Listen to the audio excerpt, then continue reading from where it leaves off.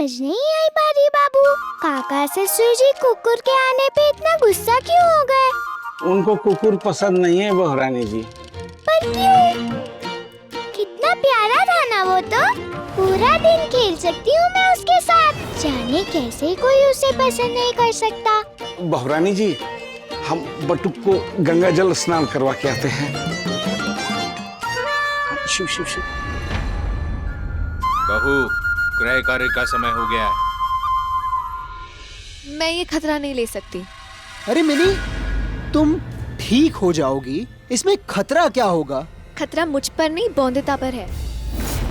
तुमने उससे वादा किया था अनिरुद्ध, और सोचो किसी कारणवश अगर हमें देर हो गई वहाँ से वापस आने में, तो बौंदिता तो डर जाएगी ना। तुम्हारा ध्यान गया हो या ना हो, लेकिन मैंने उसका डर और दर्द दोनों महसूस किया है। मिनी, मैंने तुम्हारी जिम्मेदारी ली है, और अब अगर मुझे जबरदस्ती करनी पड़े ना, तो यही से। अभी चलो डॉक्टर के पास जांच करने। मैंने महसूस किया है बौंदिता का दर्द, और मैं कह रहा हूं ना, दोबारा नहीं होने दूंगा। डॉक्टर के पास चले मिनी। आज तो पकड़े ही जाऊंगी। आँख से आंसू, नाक से छींके, मुंह से खांसी, रुक ही नहीं रही है। और काका ससुर जी कह रहे कि गृहिणी बनना आसान है।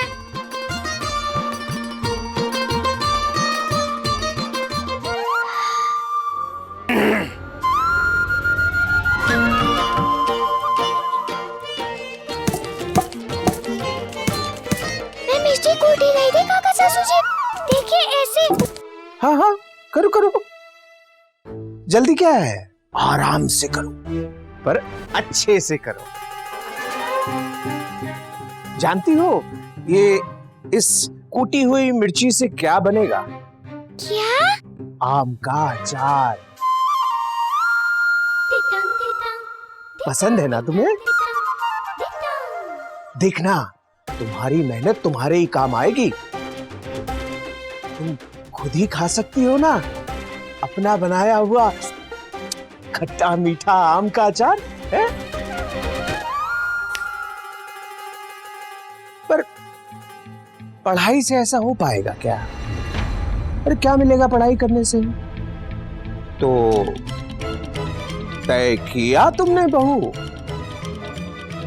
छल्ला चाहिए या छड़ी?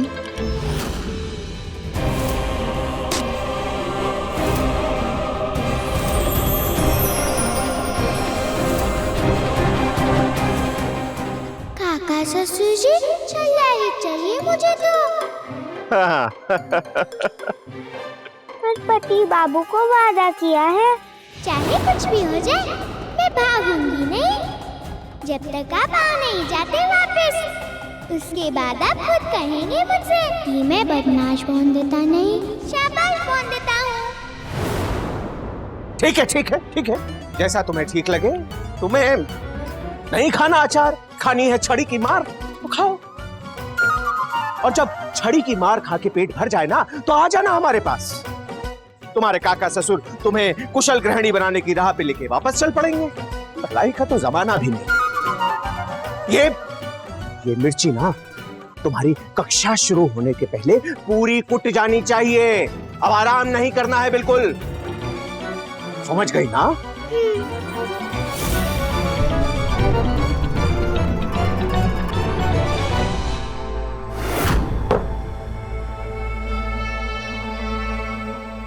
डॉक्टर के पास क्यों गई सौदामनी?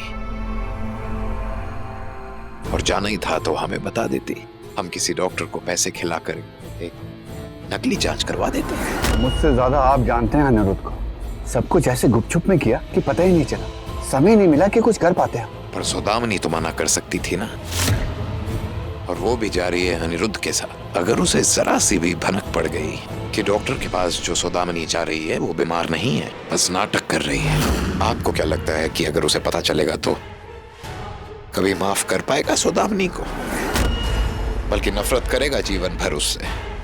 देख लीजिएगा। ऐसा भी तो हो सकता है कि बात को संभाल ले सौदामिनी, हमसे ज्यादा वो जानती है कि अनिरुद्ध से सच छुपाना कितना जरूरी है। बात संभाल ले तो बेहतर ही है, वरना एक गलती भी बहुत भारी पड़ेगी सौदामिनी को। एक पल में ही जीती हुई बाजी और अनिरुद्ध दोनों ही खो बैठेगी वो।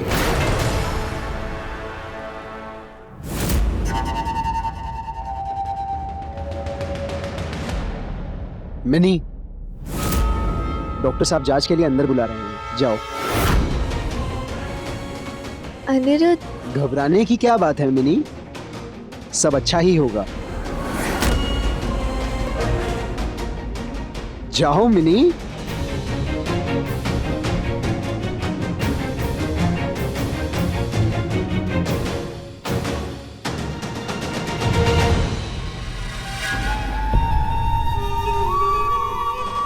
कैसे सब अच्छा होगा अनिरुद्ध? जांच करने पे डॉक्टर को मेरी नकली बीमारी के बारे में पता चल गया तो? नहीं नहीं, ये नहीं होने दे सकती मैं, किसी कीमत पे नहीं। ऐसा हुआ तो अनिरुद्ध मेरे जितने पास आया है उससे ज्यादा दूर चला जाएगा। टिटंग टिटंग टिटंग।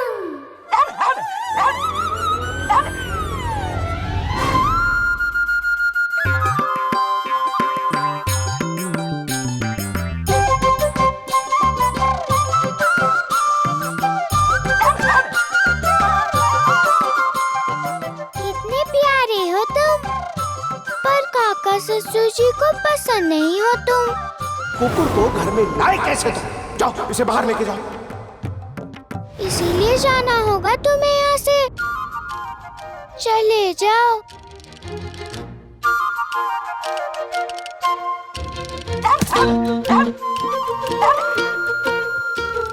जानती हूँ मेरे पास आना है तुम्हें, तभी तो मेरा मन तुम्हारे प्यारे चेहरे की ओर ना जाए, इसीलिए मोड़ लेती हूँ बार बार।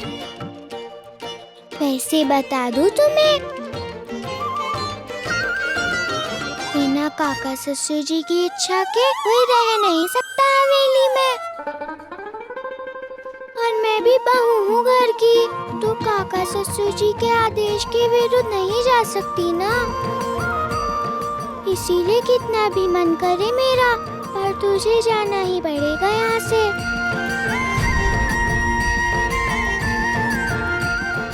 हे दुक्का माँ, हर बार बॉन्दिता ही क्यों फंस जाती है इस असमंजस में।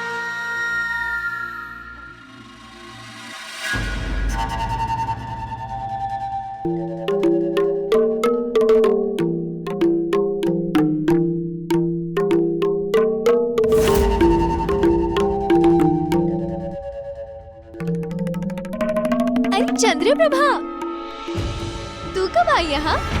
कैसी है तू? कितने दिनों बाद मिली। ये किससे बात कर रही है? सामने तो कोई नहीं है। हाँ, थोड़ी तबीयत खराब है ना, इसलिए दिखाने आई थी डॉक्टर को। वैसे तो सब ठीक है, अब तुझसे क्या छुपाऊं? मैं ना अंदर से बिल्कुल खुश नहीं हूँ। अब अगर मन खुश ना हो तो कुछ अच्छा लगता है क्या? दिल को कुछ अच्छा लगता ही नहीं है, कुछ करने का दिल ही नहीं करता। कोशिश करती हूँ, बहुत कोशिश करती हूँ, पर एक बात है, जीवन में ना प्यार की कमी बहुत खलती है। चल, तुझसे बात करके दिल हल्का हो गया मेरा। अब ना मैं चलती हूँ, डॉक्टर साहब को दिखाना है ना।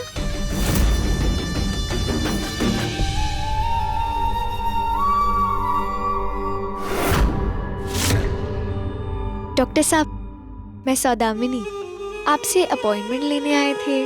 मेरे पति अनिरुद्ध रॉय चौधरी। जी हाँ।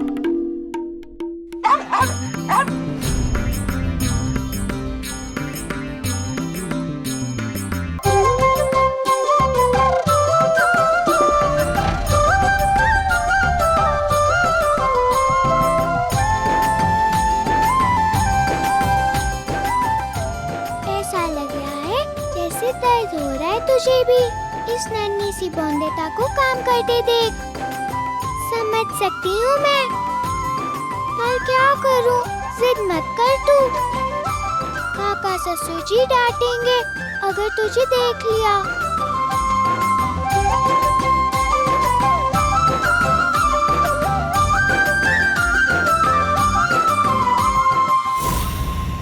तूने भी चक्की पीसी है क्या, या छड़ी से मार खाई है जो इतनी चोट लगी है?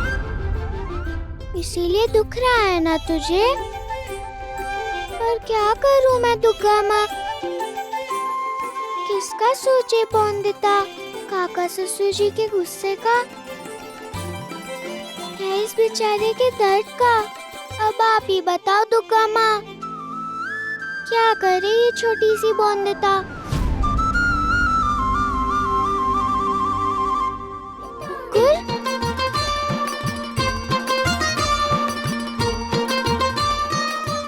क्या लगा था तुझे, अकेले छोड़कर जाती क्या? माना कि घर में नहीं ले जा सकती तुझे, पर ख्याल तो रख सकती हूँ ना तुम्हारा। नहा लूंगी बाल्टी भर के गंगा जल से, पर तुम्हारा दर्द देखा नहीं जाता है ना मुझसे।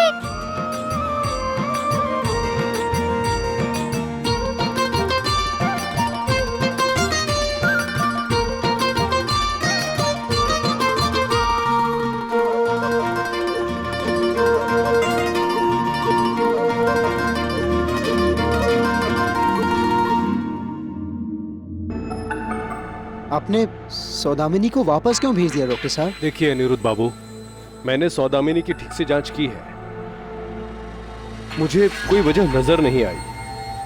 सौदामिनी को शारीरिक रूप से कोई बीमारी नहीं है, उनका रोग मानसिक है। इसे मेडिकली ऑप्टिक न्यूराइटिस कहते हैं। यह क्लिनिकल डिप्रेशन की वजह से होता है। इसलिए सोचा कि मैं आपसे एक बात करूं। आप ये बताइए कि उनका पहले कभी कोई एक्सीडेंट हुआ है या कोई दुर्घटना हुई हो जिससे उनके सर में कोई चोट पहुंची हो? नहीं डॉक्टर साहब, ऐसा तो कुछ नहीं हुआ है। या उनके साथ कोई ऐसी घटना घटी हो जिसकी वजह से उनके मन के ऊपर कोई गहरा घाव? डॉक्टर साहब, आप क्या कह रहे हैं मैं समझ नहीं पा रहा। देखिए, मैं पूरे विश्वास से तो नहीं कह सकता, लेकिन कुछ चोट अंदरूनी होती है जो बाहर से नजर नहीं आती। आप प्लीज साफ साफ बताइए ना, क्या हुआ है मिनी को? मुझे लगता है कि सौदामिनी जी मन से काफी दुखी हैं,